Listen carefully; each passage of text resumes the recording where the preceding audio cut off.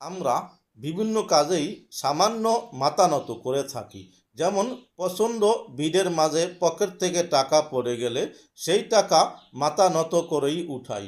ঘরের দরজার শিকল যদি নিচের দিকে থাকে তাহলে মাথা নিচের দিকে নিয়েই শিকল খুলি। মাঠের ফসল কাটার সময় মাথা নত করেই ফসল কাটি। এমনকি স্বাভাবিক দৃষ্টিকোণ থেকে সালাতের সময় আমাদের মাথা হয়তো ওয়ালের দিকে অথবা সামান্য মুসল্লিগণের পেছনে নত হয়। সেই বলে কি আমরা ইট পাথরের ওয়াল অথবা ওই সামনে থাকা মানুষকে সিজদা করি? অবশ্যই না, বরং মহান আল্লাহ তাআলার কাছেই মাথা নত করি। অতএব মাথা নত মানেই সিজদা নয়।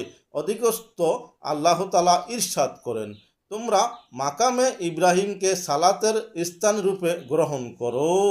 সূরা বাকারা আয়াত 125। উপকার মনে হলে সাবস্ক্রাইব করিস।